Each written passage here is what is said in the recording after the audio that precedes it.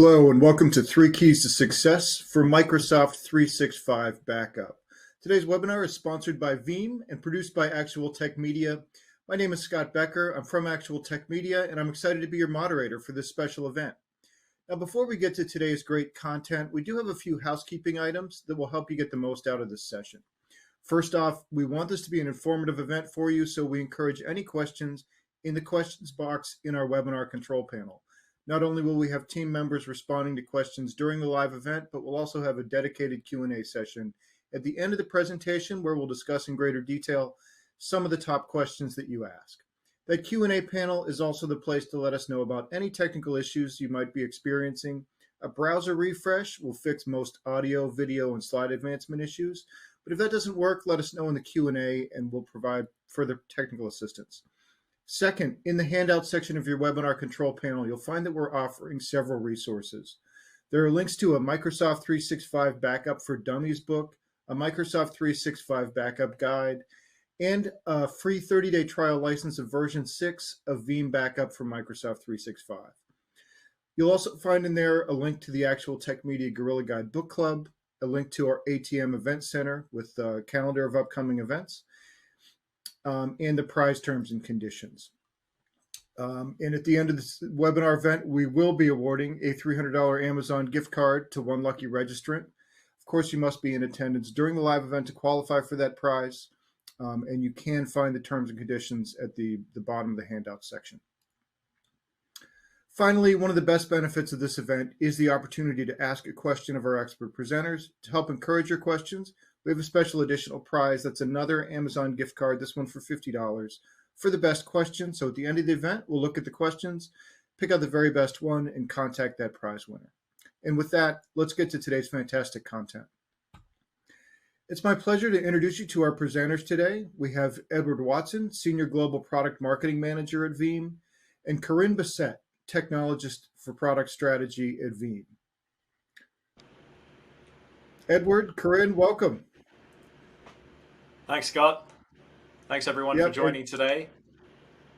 The floor is yours, Edward. Take it away. Thank you very much, Scott.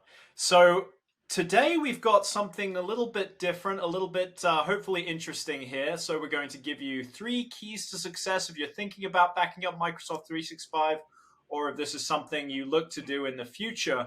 Today, we're going to look at the various license sets and how there's 3 different scenarios that really bubble to the surface. And really, these are the ones we really need to look at. And we're going to kind of break these down and how they look, what is provided natively, how can I augment this solution with third-party backup solutions. So that's what we're going to be looking at today as far as the agenda goes. So when we look at these various license sets, it's clear to see, and I think I speak for most here, that you look at all these and you've got, okay, some for various industries and segments, and some for various sizes of business, enterprise plus, we've got frontline workers, education. There's a lot of complexity around these licenses. Some of them provide a lot of stuff, a lot of different value adds for many organizations. Some of them provide value adds you might think you have or might need. And so there's a lot of maybe, especially when it comes to data protection, there's a lot of confusion around what these license sets provide and what really you as the organization need to provide, especially in regards to protecting your data. So what are we going to focus on today?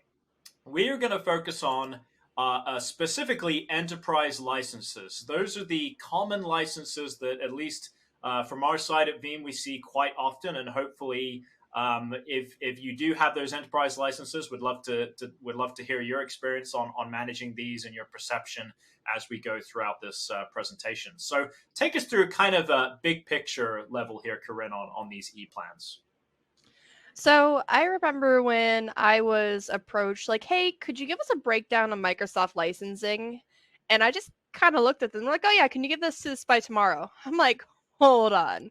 It actually took me about a week and a half to go through all these different license plans and break these down and create these individual sectors for what each offer. And even government plans and education plans don't offer the same things. But what we see most commonly out there are these E1, E3, and E5 license. But with the Office 365 plans more often than the Microsoft 365 plans, which we'll be taking a deeper look at here, the E1 plans are essentially your kiosk license. The kiosk license give you access to all of the applications, but they don't give you the ability to really download anything to your on-premises machine. So you're using browser-based controls, hence the kind of the kiosk name behind those. When you move over to the E3 license, you get those desktop applications, and then you get things like basic e-discovery, which they call context search. Context search allows you to do kind of like high level search across your data for e-discovery like processing and litigation hold. And then we have the E5 license, which offers some advanced features like Power BI, which Power BI is a way to automate your environment. Bitdefender plan so that you can do signature scanning from emails that go from different employees or from external internal, and advanced e-discovery, which allows you to create more in-depth and more robust types of e-discovery plans. But in all of these license sets, you don't see the keyword here, which is backup, because none of these have a backup. They have some tools in order to help you meet compliance, ease of use by having desktop applications, and some great automation features with Power BI. And we'll be really diving into what it means to have a true backup. I'm sure Edward's going to cover here the number one thing Microsoft has on their site for if you have an attack in your environment is check your backup. So they're automatically being like, okay, this is your very first step in your action plan. So we'll take a look here. Yeah, absolutely. So breaking open the first scenario here, we've got cybersecurity malicious events. I mean, this is top of the list for organizations right now in terms of, okay, what are we doing to safeguard our data, especially from these ransomware and phishing attacks? How do these happen? Well, they can happen anytime, anywhere, even if you're really prepared. There can be instances where your employees aren't prepared. I think a lot of the preparation comes with, are my employees going to click on a suspicious email and fall victim to phishing events? So definitely be sure to try to develop programs to educate your users on, hey, if these are the attributes of an email which is very suspicious and should not under any circumstances be clicked. Compromised credentials, of course, that's what can happen. But really what you need to do is think ahead of separation of privileges. Make sure you're obviously not using things like, public or poorly secured Wi-Fi. At the very least, ensure a VPN is connected there. There can be things such as we have more devices and platforms sprawl than ever before, right? So you can see there on the right, there are the various points of entry there in terms of the sources. And of course, spam and email is very much top of the list. So again, make sure those employees are educated. And at the very least, make sure you have a backup so you're not having to pay those ransoms to criminals in the event of this situation. And I think it's important to note that the shared responsibility model from Microsoft does not cover any kind of data loss that occurs through compromised credentials, whether through malicious external actor or internal disgruntled employee. So if you lose data due to a privileged account compromise, you're kind of left out on your own there in the shared responsibility model. You absolutely are. And I have heard of instances where Microsoft have said, okay, we will do this one favor and we will recover that data for you. If you're a company that's maybe not so high on their radar, it could be a matter of months before they get around. If it still exists, right? So that's the major point there. However, Microsoft do have a bit of guidance here. If something does go wrong, if we do need to, or we do have a ransomware event, here's what they suggest. Number one, if you have offline backups, this is them saying, if you have backups, make sure they're verified, right? So make sure you're able to utilize backups. And really, in other words, what they're saying is, make sure you do have a third-party backup, which I think is a really, really smart way of going about things. Obviously, you want to do things such as making sure this doesn't spread, disabling the active sync and the other various syncs for OneDrive, for instance, which will isolate those applications from spreading the ransomware or the virus further, or the threat further. Removing that malware, of course, from the devices. And then, of course, you can use both the third-party applications as well as the natively built-in tools to perform basic recoveries. And so as you go through this presentation, you're going to see this common theme of, can you recover in Microsoft 365? Yes. Are you able to get the true granularity as needed for any situation? Maybe not. So as we go throughout this presentation, you'll definitely see a very fine line between what recovery looks like in Microsoft and what a third-party backup will be able to deliver to you. So I have a really interesting customer story that I ran into from one of our vanguards who happens to be a service provider. And he had a customer who had an issue with his SharePoint site. He wasn't doing backups of those SharePoint site, and they had a mass of data loss.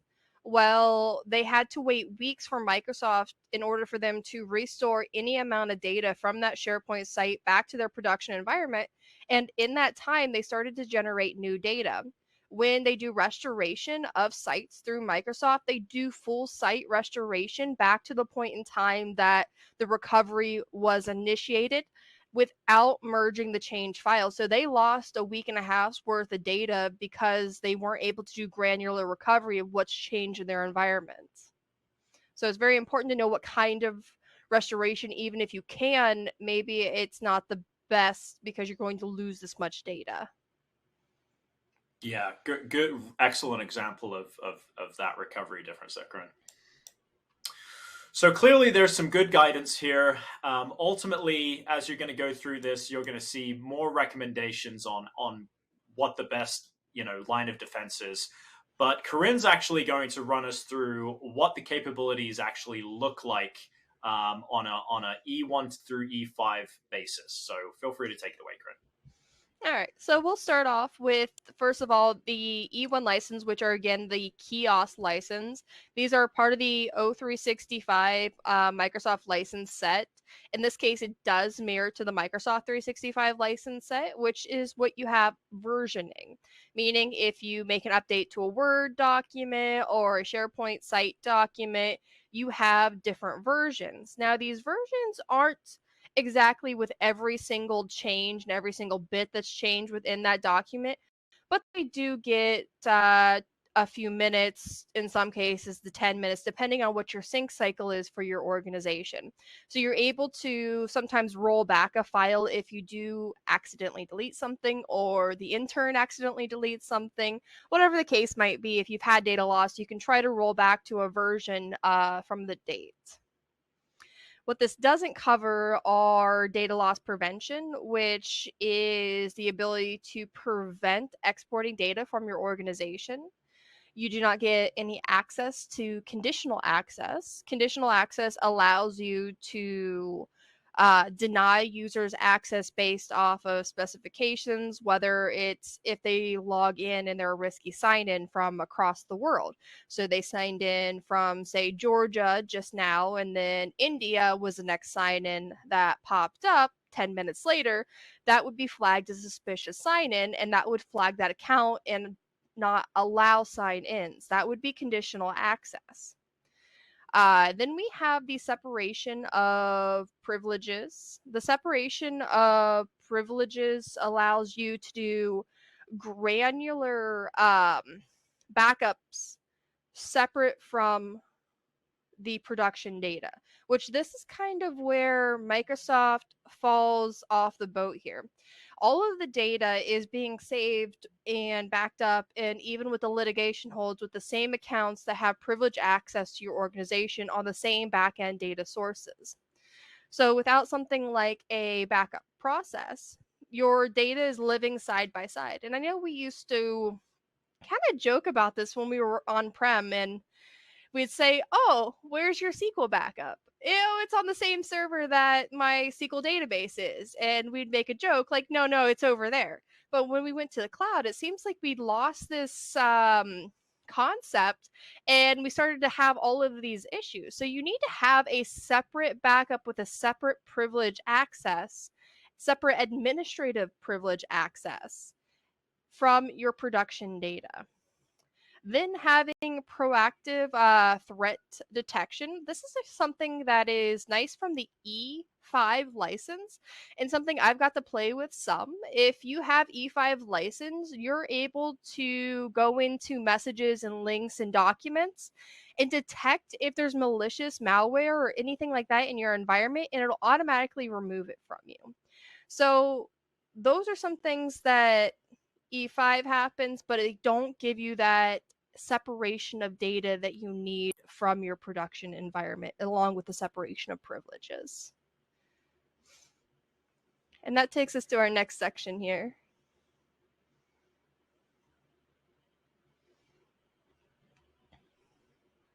And we have the product itself. Now, if you're not already familiar with Veeam Backup from Microsoft 365, we can be deployed either to an on-premises environment, a cloud environment directly from the marketplace on AWS, Azure, or IBM as an extension. We can do both on-premises and hybrid types of installations. Then we're able to send these to a variety of different storage types.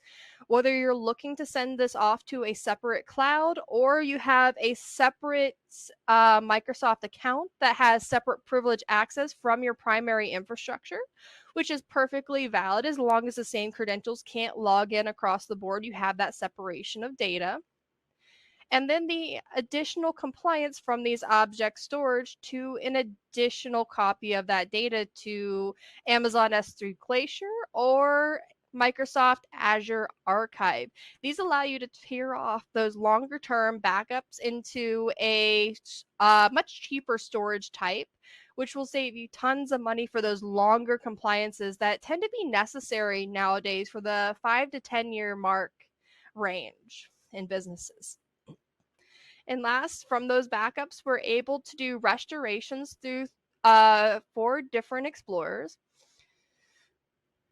which is Exchange, SharePoint, OneDrive for Business, and Microsoft Teams. Each of these explorers are tailored to the application that we're backing up, meaning when you're restoring data from each of these explorers, you're not restoring back in raw data formats, but in formats that make sense to the business data that you're working with. So Exchange, you're working with PST files, MSG files. When you're working with SharePoint, of course, you're working with documents, lists, and libraries. Here. We have many different granular options as well, and a nifty feature that's called the compare to production. This compare to production means that you could go into your console, sign in with your credentials, and it will compare to your production environment what is different from the backup to your production environment and be able to restore only what's changed so you have minimal data loss or overwritten data whenever you need to do a restoration that you have already started to generate data over top of. Okay, so we're going to enter the new section now here, around governance and compliance. I noticed we haven't received too many questions just yet, so we'd love to see a little more engagement here, folks. If you want to submit some questions in, there has to be some more questions. So I'd love for you to chime in and have any questions. I said hi to a lot of people. Your name. Yes, lots of people saying hi. So yeah, these native capabilities, there's a lot of confusion around them. Would love to hear any thoughts on that. Especially around governance. Would love to hear if there's any folks here, they have to deal with governance. Maybe they're not quite able to get the convenience of the ease of meeting compliance maybe as quickly as they need to. So there's, obviously regulatory needs are increasing. And unfortunately, because of productivity loss, not being in non-compliance can actually contribute to both productivity loss and even revenue loss averaging in $4 million, depending, of course, what the organization size. How does this happen? Obviously, failing a data audit, not getting data back as quickly as you may need, just complexity in terms of the data sprawl. Data sprawl is definitely a theme for today, and really just lack of good processes. And I will say this: that natively Microsoft 365 isn't as quick to really be able to help you to find exactly the file or document you need in order to meet regulatory compliance, depending what that might be. We've seen customers, at least on our side, that have managed to shrink the time that it takes to find a document for compliance needs from hours or if not days to a matter of minutes with our solution. So if you are having a hard time with this, and 22% cite that it is their top challenge, then definitely explore your options for third-party backups, because this is definitely something that's a hot topic right now in terms of a challenge for organizations. But let's look specifically natively the governance and regulatory tools that come in the box in Microsoft 365. Take it away, Corinne.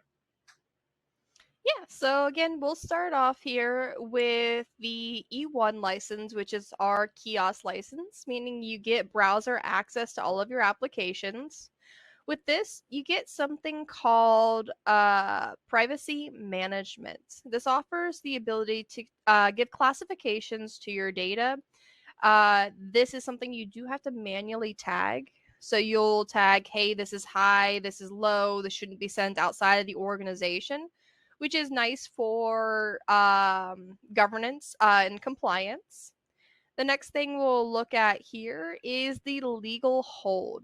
Now, legal hold is a phenomenal tool. Legal hold allows you to gather data in a format that is conducive to a legal search, which is e-discovery, for any type of court case, proceeding, or legal confrontation that your business has been in, whether it's for intellectual property, that you have a former disgruntled employee, whatever the case may be. E-discovery is meant for those legal proceedings and those legal cases.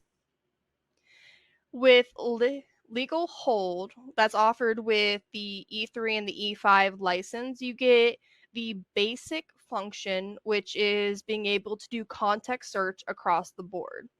When you get the E5 license, you get an additional granular item search and advanced search.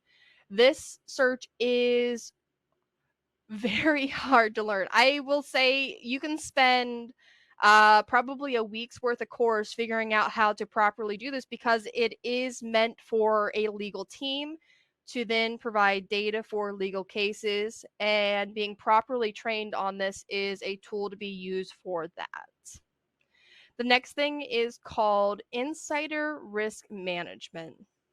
Insider risk management allows you to keep accountability for records that have changed or access through compliance and logs. So if you have changed a permission, you've altered something, you've done maybe a legal hold, compliance, restoration of any kind of data in your infrastructure, the insider risk management allows you to run certain reports that allows you to see not only what happened, but who initiated this action and when they initiated the action, what documents have been betrayed here, which is great if you're trying to trace anything down for accountability in your organization. What this does not provide, again, is a separation of privileges, and more importantly, whenever you're doing an e-discovery hold, you're not getting a granular item level initiation of recovery, because e-discovery hold actually exports to a file in order to hand over in these court cases, not a restoration back to your production environment. Even if you got a PST file, you would have to manually upload, move it over, and push it back to production, and it would have the new initiation dates of when it would update to your email box. A granular restoration process allows you to not only restore changed items, but we can restore attachments from those items in your infrastructure. And one of my favorite features from this console and these Restore Explorers is the ability to email directly from the Restoration Explorer the document or file that's been requested from an end user back to that end user without needing to export, re-upload, move over, and then send out to that end user to help satisfy things like ticket requests. So we offer the granular restoration processes as well as the ability to do file level restoration from entire mailboxes down to those individual attachment items. This allows to also deliver that data separation to meet compliance because we can have a separate credentials set to access the restoration process for those emails. And with our new Restoration Explorer, we can do delegation of different privileged access accounts that have their own delegated restore scope so that when they restore items, they're only restoring for the scope of users they're able to restore for without gaining access to the back end server that do the backups. Meaning you're not giving out privileged access to your backup server in cases that you use the Restore Explorer portal. Okay, great. Well, thanks for walking us through that, Corinne. You know, we're going to pause real quick before we get to the last section and just look at some of the reasons why it's so really important to have Microsoft 365 backup. I mean, we've talked a little bit about user error and how that's likely the most, really one of the most important reasons to have a backup is not only the user error itself, but what happens post deletion. Can I actually get this data back? Can I get it in the the latest version? Can I get prior versions? Can I get whatever version I'm looking for? And especially when it comes to retention policies, there's confusion around, do these act as backups? You know, are these actually backups? Can I use these as backups? And the answer, unfortunately, is this is just a legal, no, this is just a compliance tool in some ways to help you retain data with specific periods. And of course, you can customize it beyond the month or the few months that that the item gets deleted, but ultimately it's up to you to make sure that you have control over this data beyond what retention policies are able to hold on to this data. Of course, we've talked a lot about things like internal security threats. There can be disgruntled employees. We need to make sure there's that data and credential separation. External threats we've really gone into in quite detail there as well. And of course, legal and compliance. These are all reasons why we're seeing customers augment their data protection needs and really even their compliance needs with a backup solution, which can help them retain this data. And actually, we see a lot of customers, I'm sure you have, Corinne, too, that they're wanting to augment, that they use litigation hold, right? They're using it, but they're using it in the right way, and they're complementing litigation hold with a third-party backup solution. So it's not so much replacing these native capabilities as it is complementing them with a third-party backup solution to enable much more control. And of course, a lot of these reasons are compounded by things like managing hybrid deployments. Of course, many of us still have that on-prem Exchange, right, and SharePoint, and making sure that we have these environments protected. Really get a streamlined protection across the hybrid environment and have a solution that does that. Very important. And of course, many of us are now backing up Microsoft Teams. Would love to hear how many in the audience are maybe still wrapping their heads around Microsoft Teams, or are there questions about Microsoft Teams and how that works on the back end. It can get a little bit complex. So not only understanding how the Teams data structure works, but really making sure it's protected in the right way to ensure that your users can get their data back, in the most efficient way possible. So now we're going to do the last section here, and this is around providing an optimal experience, not only for you as the owner of IT, but also for your users. Because obviously you have a growing number of responsibilities all the way from data availability to just overall management. And really, this should not be a complex experience. If you want data protection, if you want to make sure that you have and deliver native tools, this should be easy, right? So for the most part, organizations should really look to ensure that there's both a non-complex experience for both yourselves as well as admins. Really, and we're seeing a lot of mistakes that can happen, user error on the admin side as well. You know, they're setting up retention policies maybe the wrong way. There was a big event where something was set up incorrectly, and it wiped out pretty much their entire team's environment in some case. So this is very critical that not only you understand these really well, but also have a backup plan in case user error does happen, right? Which it can. So what do admins need to ensure for an optimum experience for users, right?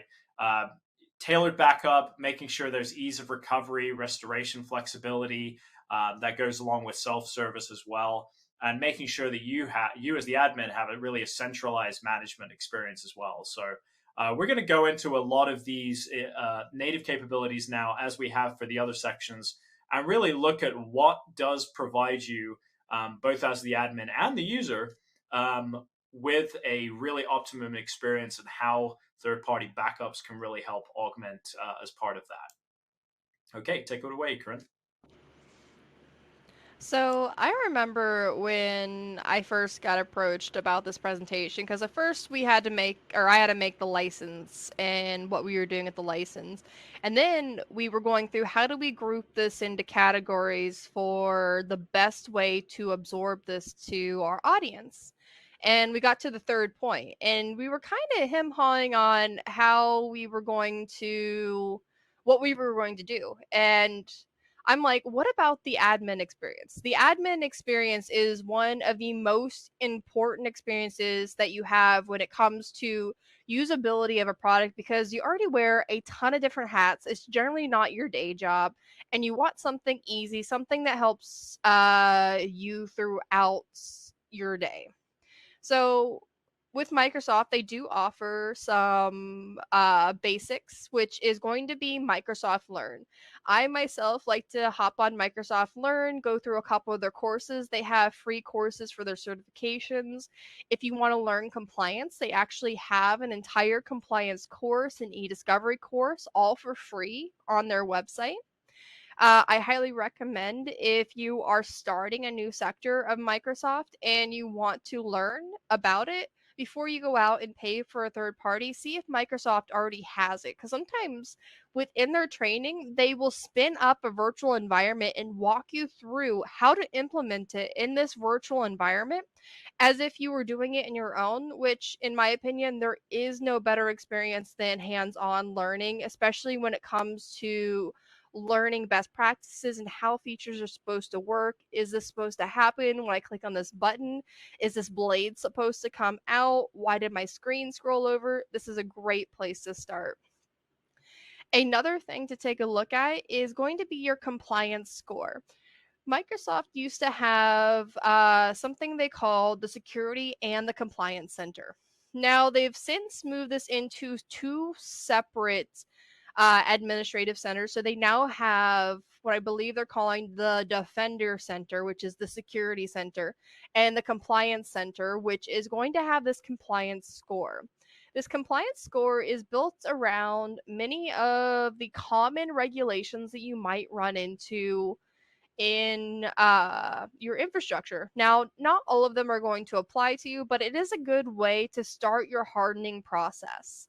It may say, hey, you don't have multi-factor authentication on all of your administrative users. Now, it doesn't just say you don't have your administrative users in a multi-factor authentication, but it walks you through the process, sends you to the Microsoft documentation on how to implement this in your environment, and the ability to assign this to someone else, because we may not be in charge of all facets of the Microsoft 365 environment because it tends to be very large. and especially in larger organizations. So, using this compliance score, you can lock down your security and then take a deeper dive into that compliance center, then move over to your security center in order to finish that process.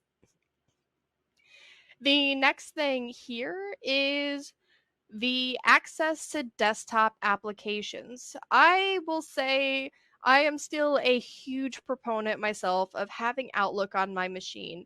I like being able to see my calendar when I'm traveling. I do a ton of traveling for my company. So being able to access my calendar offline when I'm on the airplane, when I'm quickly looking through, when I go to another country, I don't quite have access to self service yet. Having access to desktop applications is very valuable for someone that needs to have that. And automation. So I don't know how many of you have gotten into the Power BI, but it is a very cool codeless automation tool. This codeless automation allows you to migrate data, update data between tables and lists and desktop automation to do everyday processes. If you ever find yourself a couple times a week right clicking, moving, doing this, doing that, moving it over times 10, and it takes 30 minutes of your time, you could spend 20 minutes, code this out in Power Automate Desktop, which is free for anyone with a Windows license, and save tons of time out of your administrative schedule. Then, what we offer with Veeam Backup for Microsoft 365 is going to be about the restoration delegation. So we have a new Restore Explorer. This Restore Explorer allows self-service access to anyone that logs in with their Microsoft account. So you don't need to configure new accounts, and they should already know that data. And if you already have multi-factor authentication configured, then it will prompt them for their multi-factor authentication initiation in order to authenticate with that server. So once they've authenticated, they're able to do restoration processes from their most current data for Exchange, OneDrive, and Teams. Exchange, OneDrive, and SharePoint for their personal documents. Then you can delegate additional access for restore operators in order to restore from shared SharePoint sites. So if you have a group of people that access the same SharePoint site, but you have maybe the one person that's a little bit higher on the chain when it comes to technical knowledge, he knows what he's doing when it comes to that, you could delegate him access to the SharePoint sites. And when you've given him access, he can do all the restoration processes on your behalf without gaining any extra access to the data itself, meaning he can't exfiltrate the data. He can only restore back from that SharePoint backup to the SharePoint site itself. And that's the same for any delegated users. So delegated users that he can do restoration processes and orchestrate restoration processes for, he cannot pull data back down, but only restore data back to their original locations. This gives you a centralized data management when it comes to backup. If you've been inside of the administrative center in Microsoft, the very first thing that you notice is there's about 6+ different administrative portals. They're constantly making new administrative portals for every application that they've released. Anytime you have to restore data, the process is different. It's not the same anywhere across the board if you can even restore the data. And all of the restoration and compliance lengths for how long data is kept are all different. If you deleted a user, they're only there for 30 days. If you deleted an item from SharePoint, it's there for 93 days. So knowing that you're not going to have a consistent data entity on that back end, we're able to give you a centralized platform with a single backup restoration date to restore from. And that gives us the 45 different ways to restore. So, as mentioned earlier, through the 4 different restore explorers, we're not just restoring data back in the raw data format, but we're restoring data that makes sense to the business data that we're restoring back to. So if you look at Teams, we have tabs and posts in HTML, and we also have files and locations that those go back to are within the channels that we backed that data up from, because we back up the metadata along that line. We also have granular search through all of that data, through all of the meta fields that we back up from, that you can go through and say, hey, I need all files between, say, March and April, and they contain, say, critical data report XYZ. We can search all of the backup history, they'll pull up, and you can either export or restore those back to the original location, depending on what's necessary for you to satisfy your ticket request. Okay, and we're just about ready to start wrapping up. But before we do, we've talked a little bit about Veeam Backup for Microsoft 365, but want to go a little bit deeper before we finish up. So really, what this solution is all about is eliminating the risk of losing access to data. Put in simple terms, really taking control of your environment, enabling you to protect Exchange Online, SharePoint Online, OneDrive for Business, or Teams. And one of the critical things here is being able to back up to any location you choose. There are quite a few vendors in the marketplace which you'll see aren't able to deliver a good level of flexibility when it comes to not only where you deploy it, but also where you store the data. Sometimes they'll force you into using their own storage with promises of things like unlimited storage and other things. But really, my advice would be, as you're evaluating third-party backup vendors, make sure you can leverage exactly the storage that your organization needs to. Maybe you want to leverage Azure 1 year and AWS the next. Maybe you want to leverage a managed service provider. Don't sacrifice any of your storage requirements just because the vendor that you're evaluating isn't able to meet those, because many do. Veeam, that's a strength of ours. We're storage agnostic. Deployment agnostic, if you want to say that. We also can deploy on premises, or you can find us in the Azure or AWS marketplaces. And also, Corinne showed you the variety of restore options. Many third-party backup vendors aren't able to deliver the breadth of restore options that Veeam can, and certainly as you're evaluating vendors, make sure that you can get the data back in the ways that you feel you'll need to use them, utilize it, and leverage it. And with Veeam, obviously, you have quite a few options. Lastly, legal and compliance, very important. Veeam has a very powerful global search capability where we're able to skim through large data sets and find individual files. And really, even if you're not quite sure what the file name was, you can find it with only a few letters. The last thing I will mention is that if you're looking to customize your backups, meaning if you have an RPO or you need to make sure there isn't as much of a gap between the time that you restore the data, you can back up one department multiple times a day, multiple times an hour, maybe every 5 minutes if you need. Maybe that's the C-suite every 5 minutes. Maybe you need to back up the sales team or some other team, maybe a couple times a day. So being able to customize your backups, by user, by organization, by department, this is something that Veeam does really, really well that you're not able to find in a lot of other companies, is customizing the backups the way you need to make sure there's the least amount of data lost between backups. So with that, we're going to wrap up here. I will mention, though, before we depart, that really this is a suite. When it comes to the applications that we're able to protect, we protect not just the SaaS data. We have soon our Salesforce solution for backup that's coming out very soon. But we also protect Azure native VMs, and we also have backup for Kubernetes, as well as our staple for virtual and physical environments with Veeam Availability Suite. So lots of good options here, full application coverage, and we do have some takeaways. So and we also saw some great questions in here, Scott. I know it's going to be really difficult to choose that best question at the end, but get your scanners ready here. We have a few good ones here for you.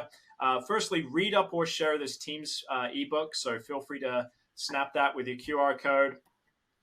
We also would encourage you to take a 30-day free trial of Veeam Backup for Microsoft 365. You can get full functionality free for 30 days. After that 30 days is up, this is the awesome part, okay? 30 days is up, it reverts to a community edition. 10 users or less, completely free forever. So you can use this for a small department, the C-suite, completely free, up to 10 users once this free trial is said and done. So with that, again, I've seen some amazing questions in here. Would love, Scott, for us to take a look at what has come through. Yeah, okay, super. And great presentation, Edward and Corinne. And love that primer on Microsoft 365 licenses and features slide. And then that slide with 45 different ways to restore was incredible. I mean, that's really comprehensive for the suite. Thanks. I almost forgot, Scott. I did want to give a quick kudos to Corinne because I know she's under the weather. So kudos for making it through for us, Corinne. Definitely just wanted to give you a quick shout out for that. So I know you're under the weather. Yeah, very well done. In this link here to the MS Cloud, what is that for? Is that the same as the QR code, or is that something different? That is more just on our relationship with Microsoft and some of the Microsoft specific products and integrations we have. Yeah, so that's more informative. Maybe we can just leave it here for the product download for now, if there's still people who want to use that. Yeah, I think that'd be great. And I know sometimes people do have difficulty with the QR code on their screen, so I just wanted to call out the fact that there's a link to the download in the handout section as well. So you can also get it there if you have any trouble with the QR code. So this first question comes from Lee, who's asking, can you set time restrictions on a delegated access account, or is it simply a manual process to grant access or ungrant access? It is a manual process to grant and ungrant access, but we do have a complete API suite. So you could theoretically create and set it up with a Windows timer and have it execute to revoke access at a certain time if it's what you need. Okay, super. Next question comes from Michael, who says, I have customers who are already using Veeam to back up their virtual and physical servers. Does the Office 365 backup solution integrate with that for one management portal? Can we store the backups on-prem with others, or does it have to be in the cloud? So I'm assuming this is an MSP question, but what's the answer on that one? It is a separate product because it is a different kind of data. We're backing up users. Whenever you're working with backup and replication, you're working with workloads and instances. We don't have them integrated at this time. We have slowly started an integration process. If you check out some of our secret sessions that we had at Veeam On, which should be on demand now at veeamon.com, we gave some behind the scenes looks at some of our coming products integrations where they'll be able to be viewed from like a service provider console portal. Okay, great. Then this next question is in regards to e-discovery. How far back does the system record, for tracing and tracking? So e-discovery is going to be whatever you as the administrator configure inside of Microsoft for e-discovery. Now, if they're talking about advanced search within our console, it's going to search back either based off of whatever scope that you've specified within the search, because you can define dates, or you can do the entire backup history, which is whatever is within retention. Okay. A question from Kenton, who's asking, if we back up a 365 SharePoint site with Veeam, can we browse and access backed up documents without restoring the backup to the SharePoint site? Yes. So if you have access to the backup server, you can actually use the explorers to just explore content and take a look at the files. You can even use a view function to see the documents before restoration if you need to. Super. Next question comes from Dimitri saying, say I have 1.5 terabytes in public folders in Office 365. What's the limits on public folder support for Veeam? So I think I answered that one. It was actually coming down to permissions, and I passed along a KB article. The reason that the subfolders weren't being backed up were due to a misconfiguration of permissions, most likely. If that KB article doesn't correct the issue, it might be a contact with sales. If you're not currently a customer, it may be something you can talk with our sales rep to confirm that we're able to do it, or posting something within our Veeam forms. Our development is always happy to answer types of questions like this to make sure you're able to get all of the content you expect to be backed up. Okay, super. Um,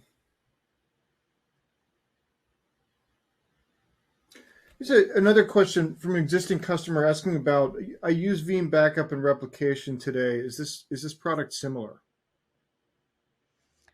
It has the same look and feel to the navigation of the console, but the way that the proxies and the repositories work are slightly different because you have a one-to-one relationship with your proxies to repositories, and you're backing up users. You're not backing up instances. So you're backing up each of the individual SharePoint, OneDrive, Exchange, Teams for those different users.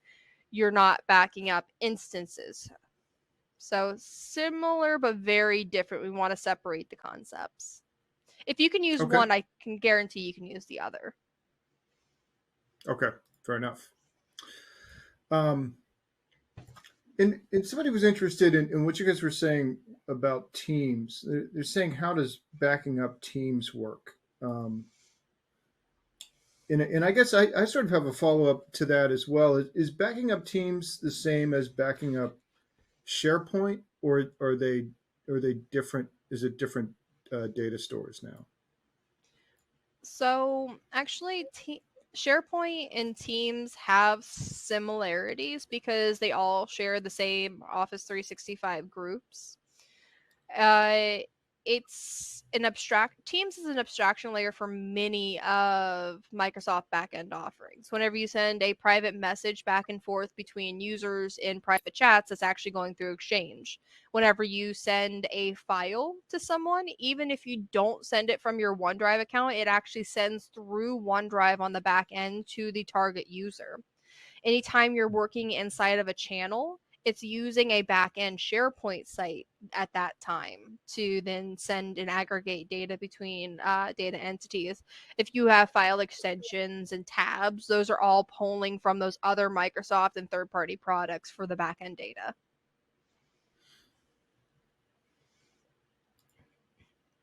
Okay. Well, I do want to advance to that other link as well here for the general page about the cloud. Um, and I think we've gotten through most of the questions. Um, I guess, Edward, is there anything, you've mentioned a couple of links, as far as people getting more information and demos, but and any other sort of closing thoughts about getting started with Veeam, or next steps? Yeah, I think that's a great question, Scott. And I think just head over to veeam.com. In general, it doesn't have to be this link. There's various places where you can open a ticket to start chatting with somebody if you have additional questions. Mhm. And of course, Corinne and I will always be available for any additional questions as well, personally. So yeah, I would just say if you have general questions about backing up data, you can kind of trust Veeam to like be the authority on just backup in general and not just our solutions. So any questions at all in terms of getting started backing up M365, we'd be happy to chat with you. Okay, excellent. Well, Edward and Karine, thank you both for coming on today. Really appreciate all your insights and both in the presentation and the questions. Thank you. Great, thank you, Scott. Thank you for Appreciate having it. us. And with that, we do have one more piece of business. It's the $300 Amazon gift card prize drawing. And the winner of the $300 Amazon gift card today is John Tepper from Texas. So congratulations to John. We'll be in touch to get you your card. And with that, on behalf of the Actual Tech Media team, I want to thank Veeam for making this event possible. And thanks as always for attending and for all of your great questions. That concludes today's event. Have a fantastic rest of your day.